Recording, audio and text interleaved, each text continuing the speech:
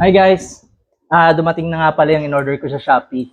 Ito nga pala yung bago lang sa pandinig ko to. Ito yung tinatawag na Kapit Wi-Fi. Let's see kung anong laman ito. Tingnan natin kung ano ba yung laman ng package at kung ano bang kayang gawin nito. Let's go! Okay guys, so pakita ko na sa inyo. Ito na nga pala yung black box ng Kapit Wi-Fi. So ito yung packaging niya. Kulay itim, tapos merong logo ng Wi-Fi, and then meron siyang sticker at saka yung may serial code ng product, and then so may seal. Ayan. So parang ano to, proof na authentic siya. So buksan na natin.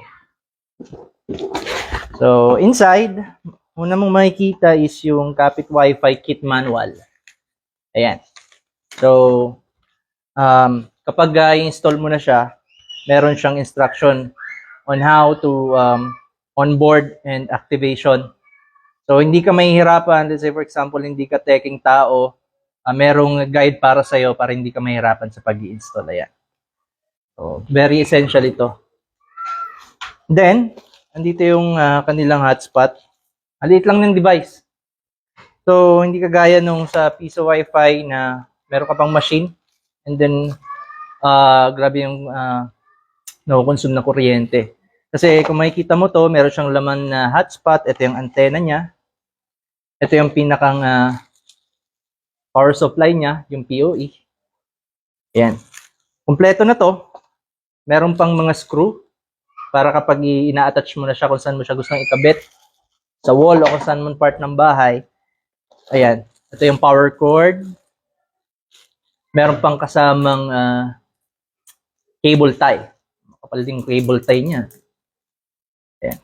Then maayos din yung pagkaka-pack nila, yung pagkakatali. Oh. Secured naman. Nang dumating, okay naman siya. At saka ito yung mounting. Dito mo ikakabit yung screw kapag imamount mo na siya sa wall o kung saan man gusto mo ikabit. Ayan. And then, meron siyang patch cord. Color yellow yung kanilang patch cord. And then, merong, ito nasa, sabi dito nung binibili ko, yung details ay nasa 15 meters yung kanilang UTP cable. And meron din siyang nakalagay na RJ45. So, hindi mo na kailangan na kung hindi ka naman teching na tao, wala kang idea sa IT matters, di mo na kailangan pang kung paano magkabit ng RJ45. Kompleto na siya, set na, kakabit mo na lang. Plug and play nga, sabi nga. And then, lastly, nasa ilalim din yung marketing tarpaulin nila. Ito yung pinaka-importante since bago lang to sa pandinig ng lahat. Ano ba yung Kapit Wi-Fi? Andito yung kung paano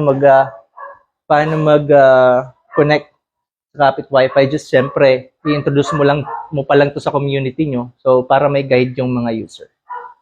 So, ayan. Libre lahat ito sa loob nasa loob ng package. Ayan. Makikita nyo po siya sa Shopee. Makikita nyo sa post na to, ilalagay namin yung link kung saan mabibili yung product na to. So, para makita natin kung paano gumagana to, try na natin to i-connect sa internet natin. Let's go. Okay, so ito na yung laman ng ating package. Ito na yung power supply na laman ng package na kinabit natin sa PoE. So, ito yung magsisilbing power supply niya. Ayan. And then, yung kanina, yung inopen natin na patch cord na yellow, kinabit natin siya, tinusok natin siya doon sa LAN.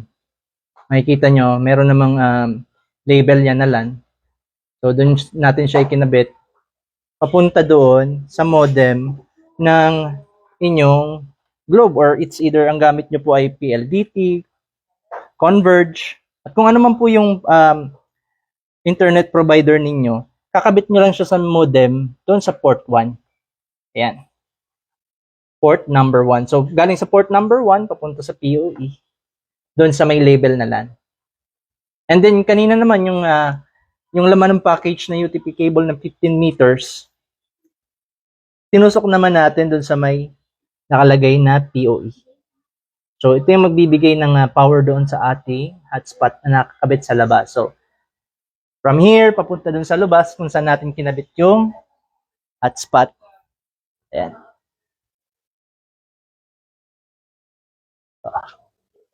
Ito na yung kinabit nating hotspot.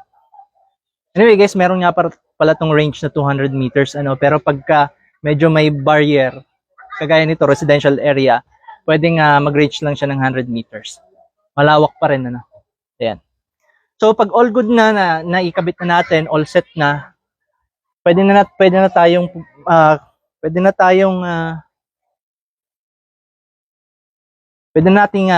mag-connect sa Wi-Fi. So ayan. Connect tayo dito sa Kapit Wi-Fi coinless Bendo.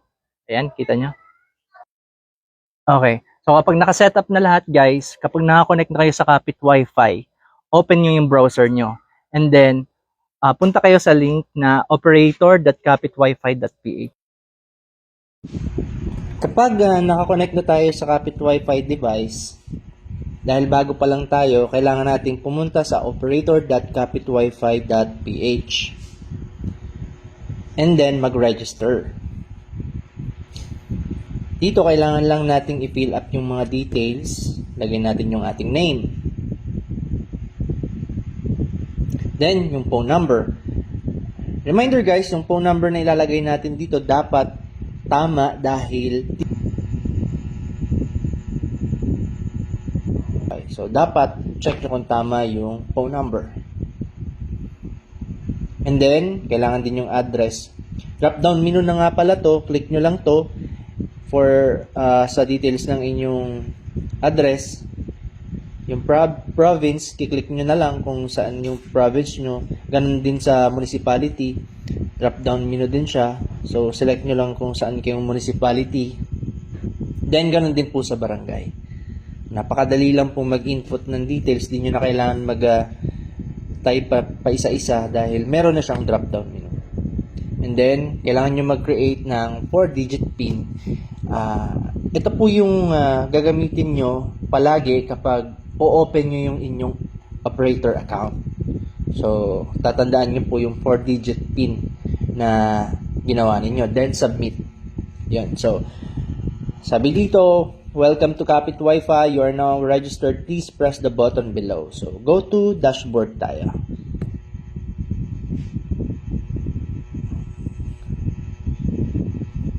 Ayan. So, next step is kailangan po nating i-activate yung device. So, sa dashboard na to, makikita natin dito yung add device. Click lang po natin yung add device para ma-activate na po natin yung device nyo. So, dito, yung serial number, makikita po ninyo yung serial number sa labas mismo ng box ng Kapit Wi-Fi. Ayan, yung kulay white na sticker, may nakalagay po dyan na serial number. Input nyo lang po yung serial number dyan. Or kung hindi nyo naman makita dyan sa box, makikita nyo po yan sa loob mismo ng device. Noong access point mismo. So, input na po natin yung serial number.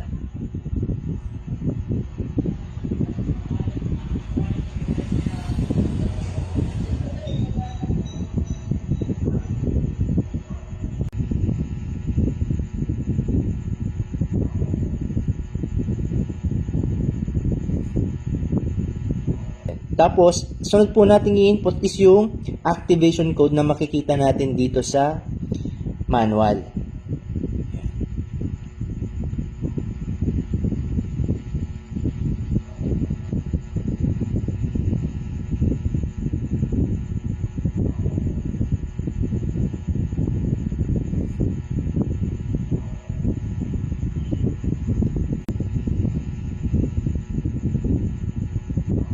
Then, click nyo lang po yung add.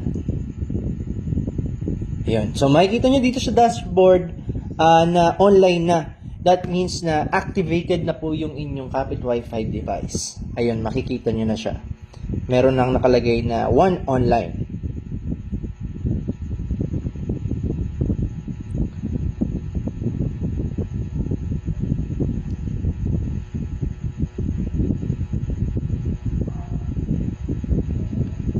Then, dito nyo rin po makikita guys, pag clinic nyo yung online, makikita nyo dito yung MAC address nung inyong Kapit Wi-Fi device at kung ilan yung connected na device at kung ilang araw na po siyang buhay or kung ilang araw na siyang activated.